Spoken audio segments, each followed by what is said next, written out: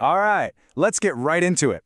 Michael Saylor, probably one of the biggest names in the Bitcoin space, has dropped a massive prediction about where its price is going. And look, he's not just guessing here. He's got some really simple but powerful logic behind it. So let's break that down. So here's the headline.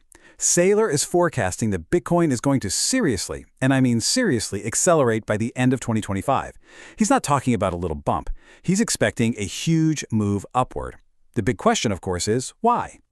And the answer, if you ask him, boils down to something you probably learned on day one of economics class. It's not about some complex market theory. It's about pure, simple math. Exactly. It's the most basic rule there is, right? When way more people want to buy something than there is of that thing to sell, well, the price only has one direction to go. And that's exactly the setup Saylor thinks is happening right now. So, let's start with the supply part of the equation. Every single day, the global network of Bitcoin miners creates a fixed number of new coins. That number is 900, period. It's written into the code. Only 900 new Bitcoin for the entire planet, each day. Just hang on to that number for a second. And this is where the picture gets really clear. On the left, you see that fixed supply we just talked about, 900 Bitcoin. But then, look at the bar on the right. That's the daily demand coming from just companies and the new ETFs. It's over 3,000 Bitcoin a day. The demand is more than 3.5 times the new supply. This isn't just a small difference, it is a massive, massive imbalance. In economic terms, this creates what you call a supply shock. When demand doesn't just eat up the natural supply but completely swamps it, all that extra buying puts incredible upward pressure on the price of the existing coins. So the key takeaway is, this isn't about speculation, it's just mechanics. So who are these big buyers fueling all this demand? Well, it's not just one type of investor. Saylor actually breaks them down into two very different groups, and they each have their own strategy. On one side, you've got your operational companies. You can think of these as businesses that are just swapping their extra cash for Bitcoin.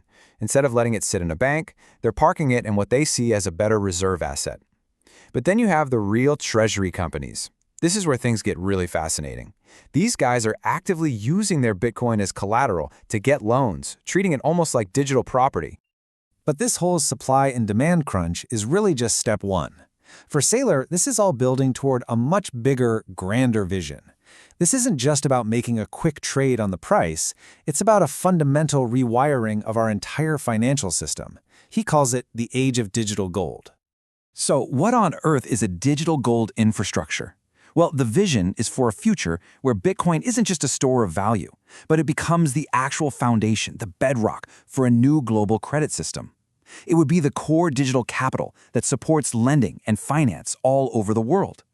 And to make this massive idea a little easier to digest, Saylor uses a really powerful historical parallel.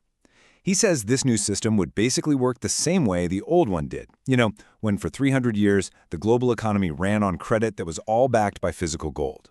In his eyes, Bitcoin is just the modern, digital version of that exact same idea.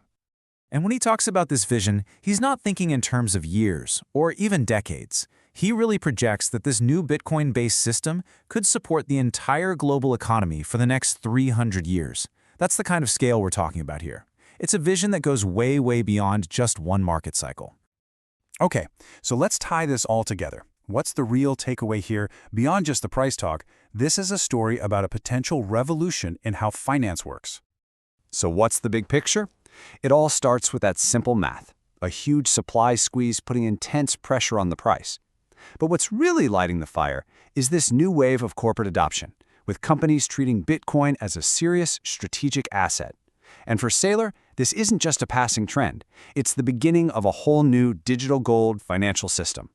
When you put it all together, what this really signals is that the old walls between traditional finance and digital money are finally starting to come down. Which leaves us with one last, pretty fascinating question to chew on. We can see the demand. We can see the institutions moving in. We've heard the long-term vision. So are we really watching the first chapter of this new financial era that Michael Saylor is predicting? I guess only time is going to tell.